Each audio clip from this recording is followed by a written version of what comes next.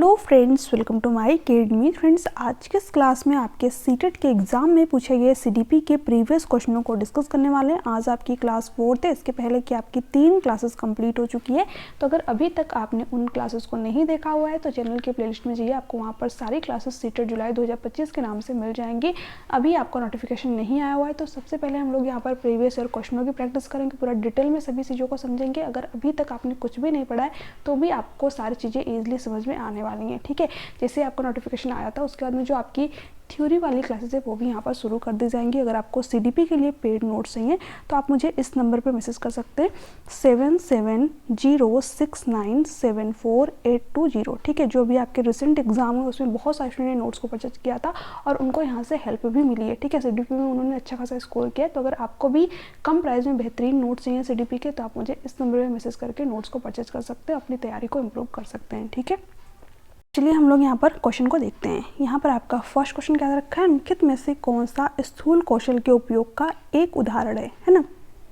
देखिए, अगर हम बात करें यहाँ पर स्थूल कौशल की, ठीक है, यानी कि ग्रॉस मोटर स्किल्स की, तो ये क्या होता है, ये आपका फिजिकल डेवलपमेंट के अंतर्गत आता है, यानी कि शारीरिक विकास के अंतर्गत आ जाता है। ठीक है, देखिए जो हमारा डेवलपमेंट होता है ना, जो हमारा विकास होता है ये कई पक्षों में होता है। ऐसा नहीं कि कोई विकास का एक ही पक्ष है, एक ही आयाम में हो रहा है, नहीं, ये कई आयामों में होता है, कई पक्षों में होता है। ठीक है, मल्टी डायरेक्शनल होता है। तो क्वेश्चन ये भी बन जाता है कि विकास क्या होता है, तो विकास क्या होता है, आपका बहुआयामी प्रक्रिया है। ठीक है, कई पक्षों में, कई आयामों में हमारा विकास होता है। जैसे कि हमारा फिजिकल डेवलपमेंट होता है ना, शारीरिक विकास होता है, इसके साथ में हमारा कॉग्निटिव डेवलपमेंट यानी हमारे दिमाग का विकास होता है, हमारे मस्तिष्क का विकास होता है, इसके साथ साथ हमारा सामाजिक विकास होता है, हमारा इमोशनल डेवलपमेंट यानी कि संवेगात्मक विकास होता है, फिर इसी को भावनात्मक विकास के नाम से जानते हैं, है ना। तो इसमें जो आपका फिजिकल डेवलपमेंट होता है, जो शारीरिक विकास होता है, उसी के अंतर्गत आपका जाता है ग्रॉस मोटर स्किल्स और फाइन मोटर स्किल्स। ठीक है, अब चलिए इन दोनों के बारे में हम लोग यहाँ पर समझते हैं। ठीक है, ये कहाँ से आया है इसको तो आप लोगों ने यहाँ पर समझ लिया। ठीक है, अब ग्रॉस मोटर स्किल्स के अंदर क्या क्या चीज़ें होती हैं और फाइन मोटर स्किल्स के अंदर क्या क्या चीज़ें होती हैं। ठीक है, इस पर हम लोग बात करते हैं यहाँ पर। देखिए, अब जो फिजिकल डेवलपमेंट है, जो हमारा शारीरिक विकास है, तो फिजिकल का मतलब ही क्या होता है, जो शारीरिक विकास होता है, जो हमारे शरीर से संबंधित गतिविधियाँ होती हैं, है ना, जैसे कि चलना हो गया, दौड़ना हो गया, कुछ लिखना हो गया, ठीक है, या फिर जो है फुटबॉल खेलना हो गया, कोई भी खेल। ठीक है, तो यहाँ पर ये सारी गतिविधियाँ आप कैसे करते हैं, अपनी बॉडी के थ्रू करते हैं, अपनी शरीर के थ्रू ही करते हैं। ठीक है, तो इसी को आपका 2 पार्ट में डिवाइड कर दिया गया। एक तो हो गया ग्रॉस मोटर स्किल्स, है ना, ग्रॉस यानी कि स्थूल। ठीक है, जिसमें कि हम क्या करते हैं, अपनी बड़ी मसल्स का यूज करते हैं। जैसे यहाँ पर बच्चे दौड़ रहे हैं तो क्या कर रहे हैं, अपनी बड़ी मसल्स का यूज कर रहे हैं, अपनी पूरी की पूरी पैरों की मसल्स का यूज कर रहे हैं, अपनी पूरी की पूरी हाथों की मसल्स का यूज कर रहे हैं। ठीक है, या फिर इसी तरह आप जो है जब कभी भी साइकिल वगैरह चलाते हैं तो उसमें भी बड़ी मसल्स का यूज करते हैं, या फिर फुटबॉल खेल रहे हैं तो वहाँ पर भी अपनी बड़ी मसल्स का यूज कर रहे हैं। ठीक है, या फिर ऐसा भी कह सकते हैं कि जिसमें अपनी ज़्यादा मसल्स का यूज करते हैं, है ना, वो आपकी ग्रॉस मोटर स्किल्स के अंतर्गत आ जाएंगी। और दूसरा क्या हो गया आपका फाइन मोटर स्किल्स, यानी कि फाइन का मतलब ही क्या होता है, सूक्ष्म, यानी कि सूक्ष्म गत्यात्मक कौशल। ये क्या होता है, जिसमें कि हम जो है अपनी छोटी छोटी मसल्स का यूज करके किसी भी कार्य को करते हैं। जैसे कि कुछ लिखना हो गया, अभी ठंडियों का समय चल रहा है आपका, तो उसमें जब आप मटर वगैरह भी छील रहे हैं तो क्या कर रहे हैं, अपने फाइन मोटर स्किल्स का यूज कर रहे हैं, क्योंकि फिंगर्स का यूज कर रहे हैं, है ना, या फिर कह सकते हैं कि अपनी कम मसल्स का यूज कर रहे हैं, है ना, कुछ लिख रहे हैं, ड्राइंग कर रहे हैं, पेंटिंग कर रहे हैं, पेंसिल पकड़ रहे हैं, तो इन सब में किसका यूज कर रहे हैं, अपने फिंगर्स का यूज कर रहे हैं, तो ये आपके फाइन मोटर स्किल्स के अंतर्गत आ जाएगा। ठीक है, आप यहाँ पर इमेज में भी देख पाएंगे यहाँ पर। ठीक है, जैसे कि ये जो बच्ची है, ये आपका कोई मतलब पजल्स वगैरह जो है खेल रही है तो क्या कर रही है, अपने फिंगर्स का यूज कर रही है ना, तो ये आपका किसके अंतर्गत आ जाएगा, फाइन मोटर स्किल्स के अंतर्गत आ जाएगा, यानी कि सूक्ष्म गत्यात्मक कौशल के अंतर्गत आ जाएगा। ठीक है, तो ये चीज़ आपको यहाँ पर क्लियर हुई। फाइन मोटर स्किल्स क्या होता है, ग्रॉस मोटर स्किल्स क्या होता है, विकास जो है कितने पक्षों में होता है आपका, है ना, विकास क्या होता है आपका मल्टी डायमेंशनल होता है, बहुआयामी होता है। ठीक है, तो कई सारे डाउट आपके यहाँ पर क्लियर हुए होंगे। अब चलिए हम लोग यहाँ पर क्वेश्चन को देखते हैं। ओके, हालांकि इसका आप सभी को राइट आंसर दिख ही गया यहाँ पर, है ना। तो यहाँ पर दे रखा है स्थूल कौशल का के उपयोग का एक उदाहरण है। तो स्थूल मतलब क्या हो गया, बड़ी मसल्स। तो एक पैर पर संतुलन करना, सिंपल सी बात है, फर्स्ट ऑप्शन ही आपका यहाँ पर करेक्ट ऑप्शन हो जाएगा, है ना।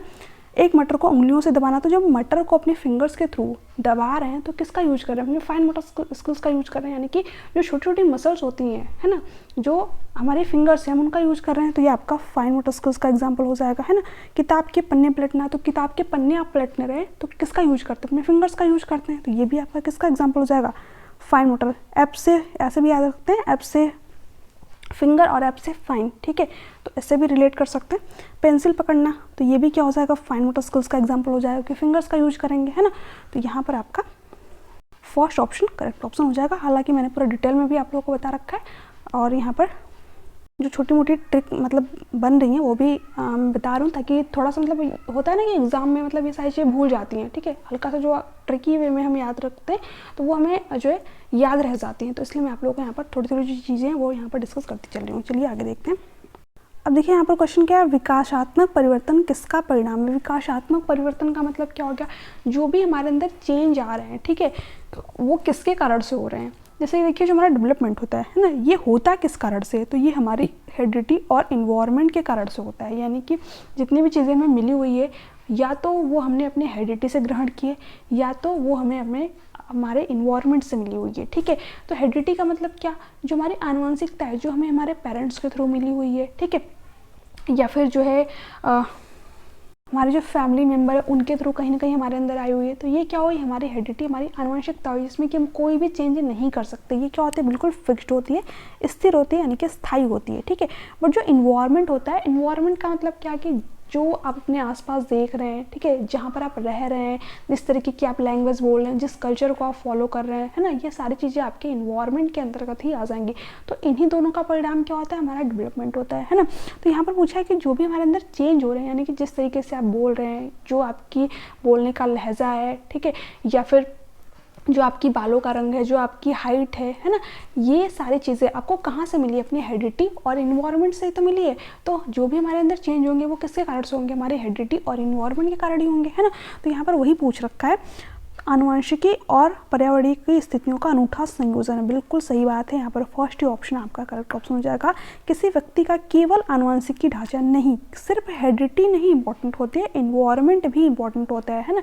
मान लीजिए बच्चों को अच्छी खासी हेरिडिटी मिल गई, आनुवंशिकता मिल गया, उसको इन्वायरमेंट ही अच्छा नहीं मिला, इन्वायरमेंट मार काट वाला मिल गया, या फिर जो गाली गलौज वाला मिल गया, फिर उसका डेवलपमेंट जो है उसी डायरेक्शन में होने लगेगा, ठीक है। केवल सामाजिक सांस्कृतिक कारक नहीं, सामाजिक सांस्कृतिक के साथ साथ जो हेरिडिटी होती है वो भी इंपॉर्टेंट होती है, दोनों ही आपके इंपॉर्टेंट होते हैं, ठीक है, ना तो वंशानुगत ना ही पर्यावरणीय कारक। तो ये तो मतलब जब हेरिडिटी भी नहीं होगी और इन्वायरमेंट भी नहीं होगा तो फिर ह्यूमन मतलब जो चाइल्ड डेवलपमेंट होता है वो होगा ही नहीं, है ना। तो ये भी आपका यहाँ पर गलत हो जाएगा, यहाँ पर आपका फर्स्ट ऑप्शन जो है करेक्ट ऑप्शन हो जाएगा। अब देखिए यहाँ पर क्वेश्चन क्या है, 2 से 6 वर्ष की अवधि को क्या कहा जाता है, ठीक है। तो इंपॉर्टेंट क्वेश्चन है, ठीक है। 2 से 6 वर्ष की अवधि, देखिए जो आपकी बाल्यावस्था होती है, ठीक है, बाल्यावस्था, इसी को क्या किया गया, आपका 2 पार्ट में डिवाइड कर दिया गया। एक तो आपका हो गया लेटर चाइल्डहुड, ठीक है, जिसे हम लोग मध्य बाल्यावस्था के नाम से जानते हैं, या फिर इसी को हम लोग जो है माध्यमिक बचपन के नाम से जानते हैं। इसमें जो बच्चा होता है वो कितने साल तक का होता है, 6 से लेकर के 12 साल तक का होता है, ठीक है। और यहाँ पर जो अर्ली चाइल्डहुड होता है, इसे हम लोग प्रारंभिक बचपन या फिर पूर्व बाल्यावस्था के नाम से जानते हैं, उसमें जो बच्चा होता है वो 2 से लेकर के 7 या फिर 6 आप यहाँ पर मान सकते हैं, ठीक है, 2 से लेकर के 6 साल तक का होता है। तो जो बाल्यावस्था को कितने पार्ट में डिवाइड कर दिया गया, आपका 2 पार्ट में, एक आपका हो गया अर्ली चाइल्डहुड और एक आपका हो गया लेटर चाइल्डहुड, यानी कि प्रारंभिक बचपन या फिर पूर्व बाल्यावस्था, और एक आपका हो गया लेटर चाइल्डहुड यानी कि मध्य बचपन या फिर माध्यमिक बाल्यावस्था, ठीक है। तो यहाँ पर पूछ रखा है कि 2 से 6 वर्ष की अवधि को क्या कहते हैं, तो क्या कहते हैं आप यहाँ पर बता पा रहे होंगे, ठीक है, प्रारंभिक बचपन, है ना। तो यहाँ पर सेकंड ऑप्शन आपका करेक्ट ऑप्शन हो जाएगा। शैशवावस्था में देखिए जो बच्चा होता है वो जन्म से लेकर के 2 साल तक का होता है, ठीक है, तो ये बात आपको ध्यान रखनी है। मध्य बचपन मैंने आप लोगों को बता दिया, इसमें जो बच्चा होता है वो कितने साल तक का होता है, 6 से लेकर के 12 साल तक का होता है, ठीक है। किशोरावस्था आप सभी को पता होगा, 12 से लेकर के 18 साल तक, इसके आगे आपको पढ़ना ही नहीं, क्योंकि जो चाइल्ड डेवलपमेंट है उसमें 12 से लेकर के 18 साल तक की हम लोग बात करते हैं, ठीक है। उसके आगे तो आपका ह्यूमन डेवलपमेंट हो जाएगा, वो अलग चीज़ हो जाएगी, ठीक है। सीटीपी मतलब सीटेट के एग्जाम के लिए आपको जो है किशोरावस्था तक ही पढ़ना है, क्योंकि इसमें चाइल्ड डेवलपमेंट तक की बात की जाती है। तो ये आपका 12 से लेकर के 18 साल तक का हो जाएगा, ओके। अब चलिए हम लोग आगे देखते हैं। ये आप यहाँ पर देख सकते हैं, ये जो है बच्ची किस अवस्था में है, ठीक है, प्रारंभिक बचपन अवस्था में, 2 से लेकर के 6 साल तक की है। और इसमें जो बच्चा होता है ना वो सिंबल्स के थ्रू सीखता है चीज़ों को, इसलिए मैंने यहाँ पर इस वाले इमेज का यूज़ कर रखा है, ताकि आपको थोड़ा सा मतलब अगर आपने पहले से पढ़ रखा हो तो आपको पता होगा कि जो 2 से लेकर के 6 साल तक के बच्चे होंगे, ठीक है, या फिर अपने घर में भी देखा होगा कि इन्हीं को तो हम पढ़ाते हैं, A for Apple, B for boy, symbols के थ्रू चीज़ों को सिखाते हैं, ठीक है। क से कबूतर, तो वो क्या है, कबूतर एक सिंबल ही तो है, ठीक है। तो हम लोग बच्चे को क्या कर रहे हैं, नॉलेज प्रोवाइड करते हैं। बच्चे इसमें किसके थ्रू ज़्यादा सीखता है, तो सिंबल्स का यूज करके, ठीक है। जो सांकेतिक चिन्ह होते हैं उनका यूज करके बच्चे यहाँ पर सीखता है, ठीक है। तो ये आपका क्वेश्चन पूछा हुआ है आपके एग्जाम में, ठीक है। किस स्टेज में बच्चा जो है सिंबल्स के थ्रू सीखता है, तो 2 से लेकर के 6 साल तक की अवस्था में, जब वही मतलब प्रारंभिक बचपन या फिर पूर्व बाल्यावस्था में होता है। तो आगे देखते हैं। अब देखिए यहाँ पर क्वेश्चन क्या है, विकास के शीर्षगामी सिद्धांत में कहा गया है कि विकास किस प्रकार आगे बढ़ता है। ये भी आपका बहुत ही इंपॉर्टेंट क्वेश्चन हो जाता है, ठीक है। अब देखिए जो आपके विकास का सिद्धांत होते हैं ना, उसमें आपका 2 सिद्धांत, मतलब कई सारे प्रिंसिपल होते हैं बट 2 इंपॉर्टेंट है, ठीक है। विकास की दिशा का सिद्धांत, ठीक है, इसी के अंतर्गत आपका क्या आ जाता है, सेफलोकॉर्डल प्रिंसिपल और प्रॉक्सिमो डिस्टल प्रिंसिपल। सीपी के थ्रू आप इसको याद रख सकते हैं, ठीक है, सेफलोकॉर्डल और प्रॉक्सिमो डिस्टल, ठीक है। चलिए इन दोनों को समझते हैं यहाँ पर। देखिए जो सेफलोकॉर्डल प्रिंसिपल होता है ना, यानी कि शीर्षगामी, है ना, जो शीर्षगामी आपका सिद्धांत होता है, वो क्या कहता है कि जो हमारा डेवलपमेंट होता है वो सिर से लेकर पैर की तरफ होता है, ठीक है। यानी कि जो हमारा हेड होता है उससे लेकर के पैर का जो अंगूठा होता है, हेड टू टो इसे बोलते हैं, ठीक है, उस तरफ जो है विकास होता है। इसको यहाँ पर मतलब बहुत ही अच्छे एग्जांपल से समझिए। जैसे कि मान लीजिए आपके घर में कोई बहुत ही छोटा सा बच्चा है, मतलब एकदम न्यू बेबी कह सकते हैं, ठीक है, अभी 1 से 1.5 महीने का तक का बच्चा है, ठीक है। तो जब भी बच्चे को उठाते हैं क्या करते हैं, हल्का सा मतलब उसके सर के पीछे में यहाँ पर, ठीक है, पेरेंट्स उठा रहे हैं या फिर कोई भी घर का मेंबर उठा रहा है तो हाथ लगा करके उठाते हैं। वो क्यों करते हैं, क्योंकि बच्चे का भी सर पे कंट्रोल आया नहीं रहता है ना। जैसे जैसे वो बड़ा होता चला जाता है, जैसे जैसे उसका विकास होता है, तब जा करके उसके सिर पे उसका कंट्रोल आता है, ठीक है। अगर आप वहाँ पर हाथ नहीं लगाएंगे तो बच्चे की जो मुंडी होती है इधर उधर घूम जाएगी, ठीक है। तो यहाँ पर इसलिए हाथ लगाया जाता है, ठीक है। तो बच्चा सबसे पहले क्या कंट्रोल करना सीखता है, अपने सिर को ही कंट्रोल करना सीखता है। यही कहता है शीर्षगामी सिद्धांत, यानी जो हमारा डेवलपमेंट होता है वो सिर से पैर की तरफ हो रहा है, ठीक है। बच्चा सबसे पहले अपने सिर को कंट्रोल करना सीखा, ठीक है। उसके बाद में जो उसकी भुजाएं होती है उसको कंट्रोल करना सीखा, फिर जो बाकी के अंग उनको कंट्रोल करना सीखा, ठीक है। तो यही कहता है आपका शीर्षगामी सिद्धांत कि सिर हमारा विकास शुरू होता है और पैर के अंगूठे की तरफ चलता है ना, यानी कि ऊपर से नीचे की तरफ। और यहाँ पर प्रॉक्सिमो डिस्टल प्रिंसिपल यानी कि समीपस्थ दूराभिमुखी सिद्धांत क्या कहता है कि जो हमारा डेवलपमेंट होता है बॉडी के सेंटर से शुरू होता है और बाहरी भाग की तरफ चलता है ना। जैसे कि हमारी बॉडी का सेंटर क्या होता है, हमारी स्पाइनल कॉर्ड होती है, हमारे रीढ़ की हड्डी होती है, तो यहाँ से हमारा डेवलपमेंट शुरू हो रहा है ना, और बाहरी भाग की तरफ चल रहा है। जैसे कि पहले हमारे स्पाइनल कॉर्ड विकसित हो गई, फिर हमारा हृदय विकसित हो गया, ठीक है, फिर उसके बाद में जो हमारी भुजाएं हैं उनका विकास हो गया। ये आपका कहता है समीपस्थ दूराभिमुखी प्रिंसिपल यानी कि प्रॉक्सिमो डिस्टल सिद्धांत। और सेफलोकॉर्डल मैंने आप लोगों को बता ही दिया यहाँ पर, है ना। अब हम लोग क्वेश्चन पे चलते हैं।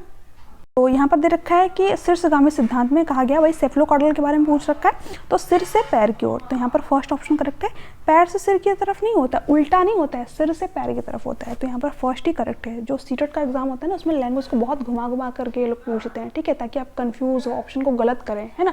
तो इसलिए आपके कॉन्सेप्ट बिल्कुल क्लियर होने चाहिए, है ना।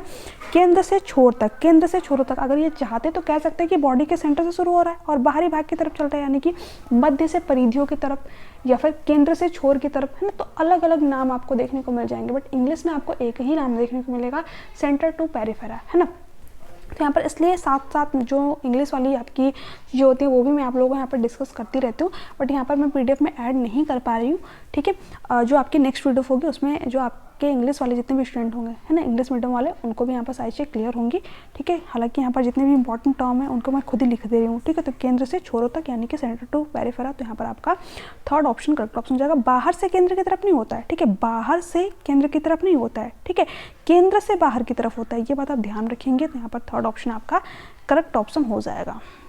अब देखिए ये तो क्वेश्चन आपका बहुत ही इंपॉर्टेंट है, ठीक है। और पता नहीं क्यों स्टूडेंट जो है इससे बहुत ज़्यादा डरते हैं कि एजर्शन और रीजन वाला क्वेश्चन है, हमको इसमें सबसे ज़्यादा कंफ्यूजन होती है, ठीक है।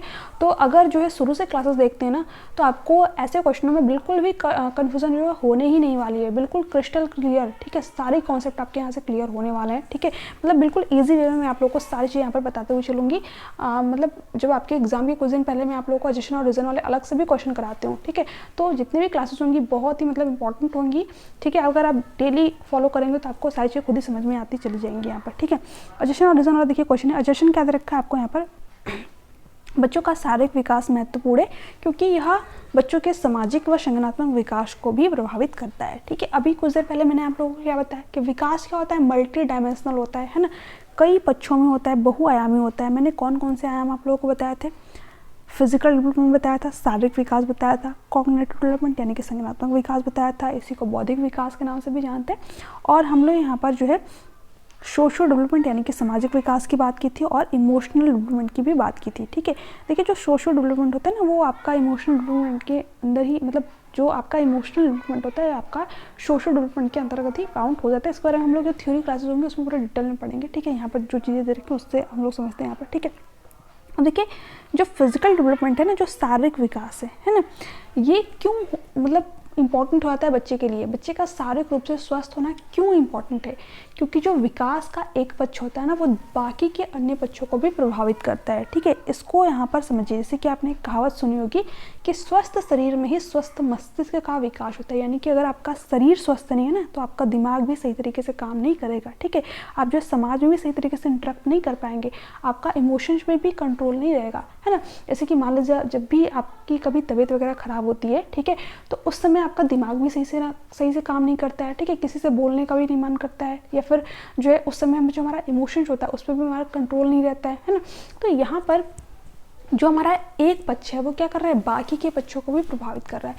इसलिए बच्चे का स्वस्थ होना बहुत ज़्यादा इंपॉर्टेंट होता है, शारीरिक रूप से स्वस्थ होना। ठीक है, तो यहाँ पर यही पूछ रखा है कि बच्चे का शारीरिक विकास महत्वपूर्ण है क्योंकि यह बच्चे के सामाजिक और संज्ञानात्मक विकास को भी प्रभावित करता है। ये बात देखिए बिल्कुल सही है। ठीक है, तो ए तो आपका क्या है, सही है। ठीक है, अब देखिए इसमें भी दे रखा है सही है, इसमें भी दे रखा है सही है, इसमें भी दे रखा है सही है, बट यहाँ पर दे रखा है ए और आर दोनों गलत, जबकि हमें पता चल गया कि ए तो हमारा गलत हो ही नहीं सकता, तो ये ऑप्शन तो आपका पहले ही कट जाएगा। ठीक है, अब देखिए रीज़न क्या दे रखा है, बचपन में विकास के सभी आयाम एक दूसरे से जुड़े हुए हैं तथा एक दूसरे को बेहद प्रभावित करते हैं। यही बात तो मैंने अभी डिस्कस की कि जो हमारे विकास के पक्ष होते हैं ये आपस में क्या होते हैं, कनेक्ट होते हैं, जुड़े हुए रहते हैं। एक पक्ष क्या कर रहा है, दूसरे पक्ष को भी प्रभावित कर रहा है। ठीक है, तो इसलिए विकास के सभी पक्ष इंपॉर्टेंट है। अगर एक भी पक्ष पे ध्यान नहीं दिया गया ना, दूसरा पक्ष अपने आप ही बेकार हो जाएगा। ठीक है, तो जो एक पक्ष है विकास का वो बाकी के पक्ष को भी प्रभावित कर रहा है, यानी कि आपस में जुड़े हुए हैं, है ना।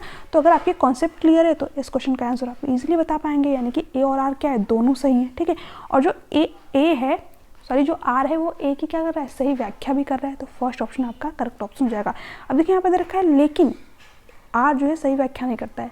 इस डाउट में मत पड़िएगा, क्यों? क्योंकि देखिए यहाँ पर जब भी शारीरिक विकास की बात हो रही है, यहाँ पर भी विकास के आयामों की बात हो रही है। ठीक है, यहाँ पर भी विकास के आयाम की बात हो रही है, तो ये आपस में जो है इंटरलिंक्ड है ना। फिर आप जो है इन दोनों क्वेश्चनों के बीच में इसलिए भी लगा सकते हैं, है ना, तो भी आपको यहाँ पर समझ में आ जाएगा। हालांकि इसमें मतलब कुछ समझने वाली बात थी नहीं। ठीक है, क्योंकि ये आपके इसमें जो है इंटरलिंक्ड भी हैं और जो है एक दूसरे को मतलब सही व्याख्या भी कर रहे हैं। ठीक है, तो यहाँ पर आपका फर्स्ट ही ऑप्शन करेक्ट ऑप्शन हो जाएगा। ओके, अब चलिए हम लोग नेक्स्ट क्वेश्चन को देखते हैं। जैसे ही आपके ऐसे इस टाइप के क्वेश्चन और होते जाएंगे मैं आप लोगों को पूरे डिटेल में सारी चीज़ें बताती चली जाऊँगी। आप यहाँ पर इमेज में देख सकते हैं, बच्चे का स्वस्थ शारीरिक विकास होना इम्पॉर्टेंट होता है क्योंकि ये सभी बच्चों को प्रभावित करता है विकास के। ठीक है, और विकास अब देखिए ये क्वेश्चन। ठीक है, एक मिनट, यहाँ पर बच्चे के विकास के संबंध में लिखित में से कौन सा कथन सही है? विकास के क्षेत्र सुस्पष्ट और उनका एक दूसरे से कोई संबंध नहीं है। मैंने क्या बोला कि विकास के जो क्षेत्र होते हैं वो आपस में संबंधित होते हैं, बट यहाँ पर दे रखा है संबंध ही नहीं है, तो ये बात गलत। बाल विकास से संबंधित विभिन्न सिद्धांत बच्चों के विकास के विषय में एक मत है। अब देखिए जो अलग अलग मनोवैज्ञानिक उन्होंने अपने अलग अलग सिद्धांत बता रखे हैं। ठीक है, एक मत नहीं है, एक जैसे सभी ने सिद्धांत नहीं बता रखे हैं, उनके अलग अलग विचार हैं, अलग अलग उन्होंने सिद्धांत दे रखा है। जैसे कि जो जीन प्याजे उन्होंने संज्ञानात्मक विकास की थ्योरी दे दी, जो आपके लेव वाइगोस्की उन्होंने सामाजिक सांस्कृतिक सिद्धांत दे दिया, तो इन्होंने अलग अलग सिद्धांत बता रखे हैं। ठीक है, और एक मत नहीं है, इनके विचार अलग अलग होते हैं, तो ये बात भी गलत है। बच्चों का विकास उनके सामाजिक संदर्भ से प्रभावित होता है, बिल्कुल सही बात है। बच्चा जिस भी समाज में रहेगा ना वो चीज़ मतलब वो जगह उसको प्रभावित करेगी ही करेगी। जिस कल्चर से आप आते हैं, जिस समाज से आते हैं, जो आपकी लैंग्वेज है, ठीक है, ये सारी चीज़ें आपके विकास को प्रभावित करती हैं। ठीक है, जैसे कि मान लीजिए आप जो है वेस्टर्न कल्चर से हैं, है ना, तो फिर वहाँ के रूल रेगुलेशन को फॉलो करेंगे। आप जो है इंडियन कल्चर से हैं तो फिर वहाँ के रूल रेगुलेशन को फॉलो करेंगे। ठीक है, तो जो हमारा समाज होता है वो हमारे विकास को प्रभावित करता है, सिंपल सी बात है। तो थर्ड ऑप्शन आपका करेक्ट है। सभी बच्चों के लिए विकास एक निर्बाध और निरंतर प्रक्रिया है। ठीक है, देखिए ये बातें आपकी यहाँ पर गलत हो जाएगी। विकास क्या होती है? कॉन्टिन्यूस प्रोसेस होता है, निरंतर प्रक्रिया तो होती है, बट निर्बाध्य नहीं है सभी बच्चों के लिए, ठीक है। कोई ज़रूरी नहीं है कि सभी बच्चों के लिए जो विकास है वो एक ही तरीके से हो, ठीक है। आपने देखा होगा कुछ बच्चे होते हैं जो कि मतलब बहुत ही कम एज में, ऐसा बोल सकते हैं कि 4 से 5, मतलब जो अभी उनकी शुरुआत की स्टेज होती है, जो बाल्यावस्था होता है, उसी में ही आप देखने को मिल जाएगा। रोड पे कई बच्चे जो है बैलून बेचते हैं या फिर कई अलग अलग तरीके की चीज़ें करते हैं, ठीक है। तो यहाँ पर जो उनका डेवलपमेंट है, जो विकास है, उनके लिए एक अलग डेफिनेशन हो जाएगी, ठीक है। और एक बच्चा जो स्कूल में अच्छे खासे ड्रेस पहन के जा रहा है, ठीक है, टिफ़िन अच्छे खासे लेकर के जा रहा है ना, खाने की अलग अलग चीज़ें उसके पास में, खिलौने बहुत सारे हैं, तो उसके लिए विकास की एक अलग डेफिनेशन हो जाएगी। तो निर्बाध्य विकास सभी के लिए एक जैसा नहीं हो सकता, ठीक है। विकास जो है सभी बच्चों के लिए अलग अलग होता है, ठीक है। सबकी अपनी आर्थिक स्थिति होती है, ठीक है, अपना जो है एक सोसाइटी होता है, एक समाज होता है, उसी के अकॉर्डिंग जो बच्चे का डेवलपमेंट भी होता है, ठीक है। तो सिंपल सी बात है, यहाँ पर आपका थर्ड ऑप्शन करेक्ट ऑप्शन हो जाएगा। तो फ्रेंड्स ये थे आपके आज के क्वेश्चन। देखिए अभी मैं क्वेश्चन कम ही ले रही हूँ यहाँ पर, क्योंकि अभी आपका नोटिफिकेशन भी नहीं आया और कम क्वेश्चनों में आपके जो कॉन्सेप्ट है वो यहाँ पर क्लियर होने चाहिए, ठीक है। ऐसा नहीं कि बहुत क्वेश्चन लगा दिया, 20 क्वेश्चन, 30 क्वेश्चन, 40 क्वेश्चन का, उसका कोई मतलब नहीं है, ठीक है। यहाँ पर देखिए अगर आप देखेंगे तो 6 क्वेश्चन नहीं थे, 6 से रिलेट करके अगर आप देखेंगे तो यहाँ से मैक्सिमम आपको आपके जो है क्वेश्चन 10 से 20 क्वेश्चन यहाँ पर क्लियर हो गए होंगे, ठीक है, या फिर ज़्यादा ही, क्योंकि मैंने कई सारे कॉन्सेप्ट भी आप लोगों को यहाँ पर बताया हुआ है। क्वेश्चन बन जाता है कि विकास क्या होता है, मल्टी डायमेंशन होता है, क्या विकास एक ही डायरेक्शन में होता है, नहीं, कई पक्षों में होता है, ठीक है। तो यहाँ से रिलेट करके कई सारे क्वेश्चन बने हुए हैं, या फिर जो विकास के मैंने आप लोगों को आयाम बताए हुए हैं वहाँ से कई सारे क्वेश्चन बने हुए हैं, ठीक है। तो कितने क्वेश्चन कर रहे हैं ये इंपॉर्टेंट नहीं है, सबसे ज़्यादा इंपॉर्टेंट है कि कितने क्वेश्चनों को हम समझ पा रहे हैं, ठीक है, या फिर खुद से कर रहे हैं या फिर मैं यहाँ पर करा रहा हूँ प्रैक्टिस, ठीक है। तो सीटेट का जो आपका एग्जाम है ना, ये कॉन्सेप्चुअल अंडरस्टैंडिंग पे बेस्ड है, यानी कि आपकी समझ कितनी है। बाकी जो अदर एग्जाम है आपके, जैसे कि बीपीएससी टीआरई 4.0 का हो गया, तो उसमें आप जितने ज़्यादा क्वेश्चन प्रैक्टिस कर ले, ठीक है। बट सीटेट के एग्जाम में ऐसा नहीं है कि आप सिर्फ क्वेश्चनों को प्रैक्टिस करके एग्जाम को क्लियर कर सकते हैं, नहीं। जब तक आप कॉन्सेप्ट को नहीं समझेंगे ना, तब तक आपका एग्जाम क्लियर नहीं होने वाला है, ठीक है। तो इसलिए मैं बार बार बोलती हूँ कि सीटेट के एग्जाम के लिए, ठीक है, आपको कॉन्सेप्ट को क्लियर करना। आप जितने भी क्वेश्चन को सॉल्व कर रहे हैं उसमें आपके पूरे के पूरे जो कॉन्सेप्ट है, ठीक है, ये ऑप्शन क्यों सही हुआ है, ठीक है, इसके पीछे का क्या रीज़न है, चारों ऑप्शन को बढ़िया से एक्सप्लेन कीजिए, ठीक है, उसको समझिए, उसके बाद ही जो है अपनी चीज़ों को आगे बढ़िए, ठीक है, या फिर नेक्स्ट क्वेश्चन पे ध्यान दीजिए, ठीक है। तो इसलिए मैं सभी ऑप्शनों को अच्छी तरीके से एक्सप्लेन करती हूँ, बताती हूँ, ताकि आपके कोई भी डाउट नहीं रह जाए।